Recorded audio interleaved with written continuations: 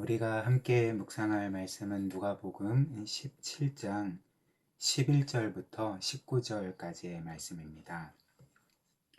본문 말씀을 보면 예수님께서 예루살렘으로 가시는 길에 사마리아와 갈릴리 사이를 지나게 되셨는데요.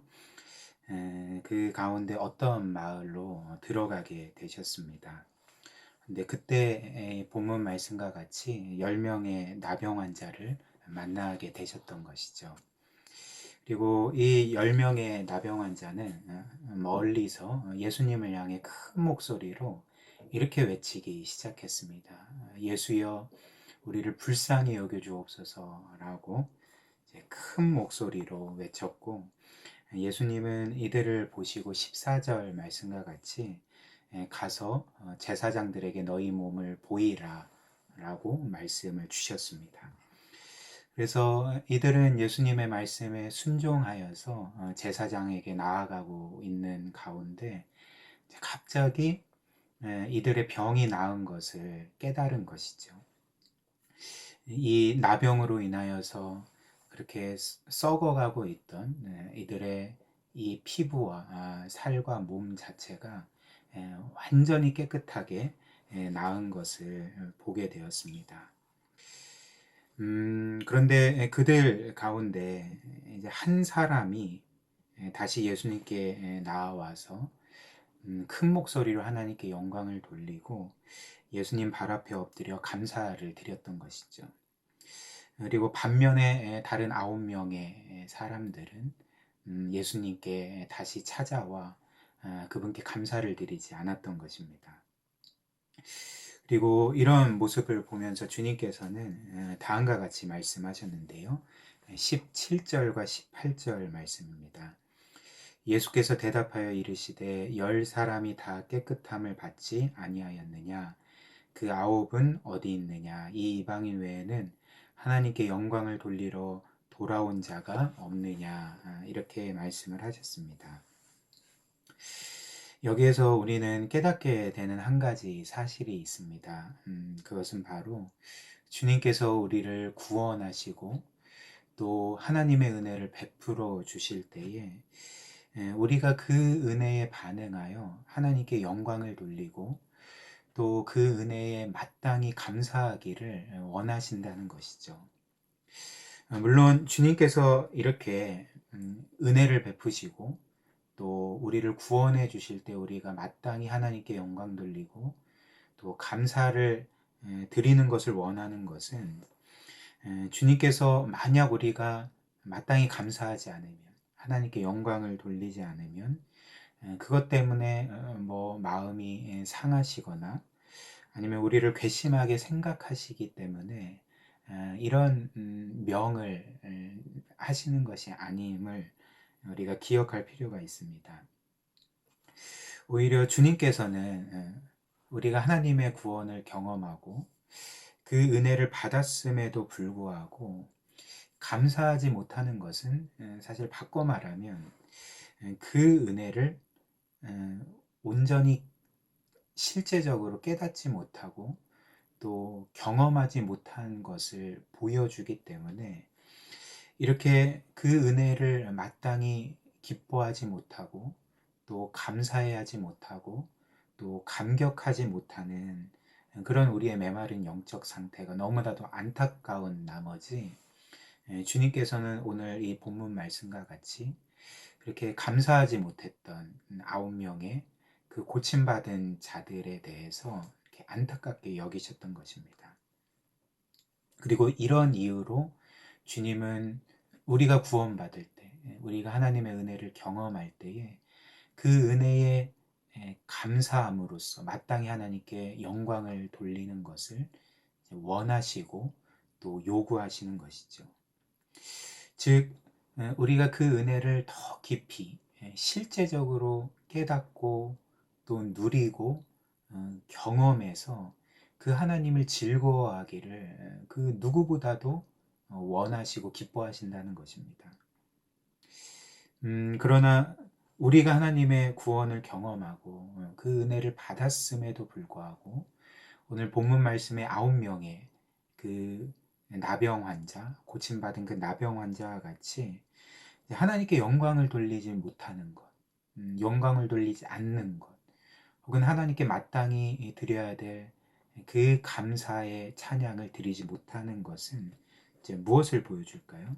이제 그만큼 우리가 그 하나님의 은혜를 실제적으로 깨닫지 못했다는 것이죠. 물론 구원받았지만, 은혜를 받았지만, 우리가 받은 은혜가 얼마나 놀라운 것인지, 얼마나 정말 우리가 마땅히 받을 만하지 않은, 정말 받을 자격이 아무것도 없음에도 불구하고 하나님께서 값없이 우리에게 베풀어 주신 그 놀라운 은혜임을 실제적으로 깨닫지 못하고 누리지 못하는 것을 이제 보여주는 증거가 바로 이렇게 하나님께 영광 돌림이 없는, 하나님께 감사함이 없는 신앙생활이라 할 수가 있는 것입니다.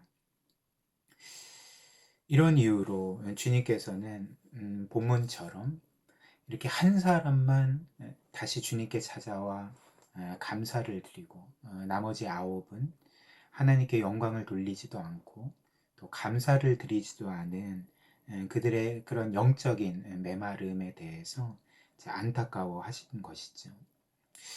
그렇다면 어떻게 이렇게 10사람 모두 똑같이 병 고침을 받고 똑같은 하나님의 사랑과 은혜를 경험했음에도 불구하고 어떻게 해서 그 10사람 중에 한 사람만 감사하고 나머지는 감사하지 못했는가?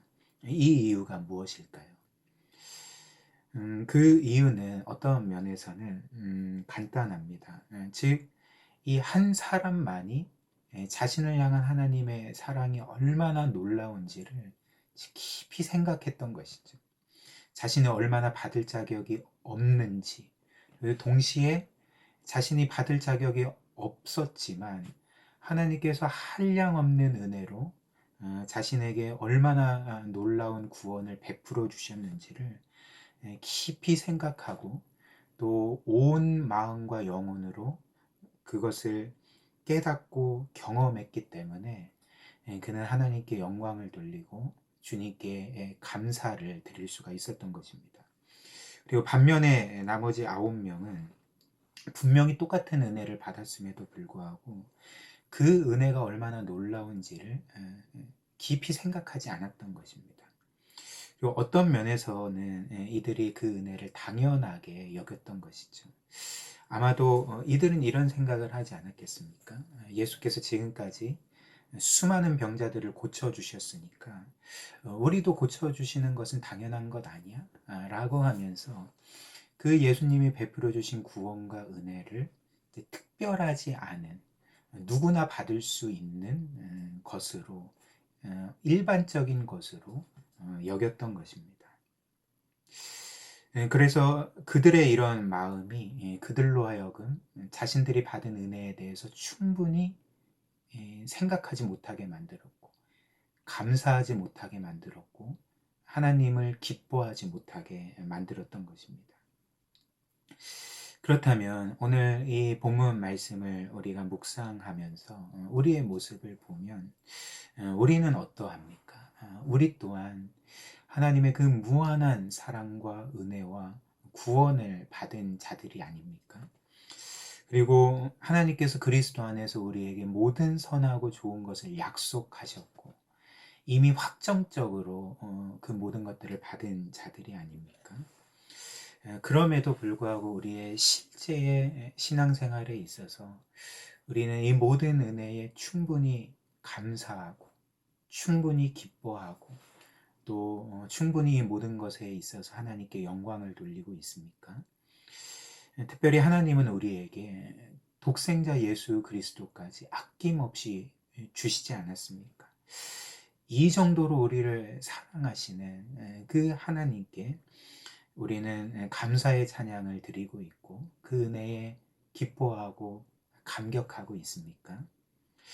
아니면 혹시나 이 모든 은혜에도 불구하고 그 은혜를 실제적으로 누리지 못하고 또 어느새 그 은혜를 마치 당연한 것이냐 그렇게 생각하면서 우리의 삶 가운데 이런 구원으로 인한 기쁨이 없고 감격이 없고 또 감사함이 없는 그런 삶을 살아가고 있지는 않습니까? 오늘 주님께서 이 말씀을 통해 우리가 다시 한번 하나님께 받은 그 사랑과 은혜와 그 놀라운 구원을 기억하기를 원하십니다. 그 사랑과 은혜가 얼마나 놀라운지를 깊이 생각하고 묵상하기를 요구하시는 것이죠. 그리고 이 말씀과 같이 우리가 하나님께 받은 사랑과 그 은혜와 그 말로 표현할 수 없는 그 구원을 깊이 묵상할 때, 또 성령께서 우리로 하여금 그 모든 복음의 진리들을 다시 한번 우리의 마음 가운데 깨닫게 해주시고 적용시켜 주실 때에 우리 또한 주님께 감사를 드렸던 그 한 사람의 사마리아인과 같이 기쁨으로 하나님께 찬양의 그 감사를 드리고 또 그 구원의 은혜로 인한 감격으로 하나님께 영광을 돌릴 수 있을 것입니다. 오늘 이 말씀을 통하여서 하나님이 우리에게 이런 은혜 주시기를 주님의 이름으로 축복합니다.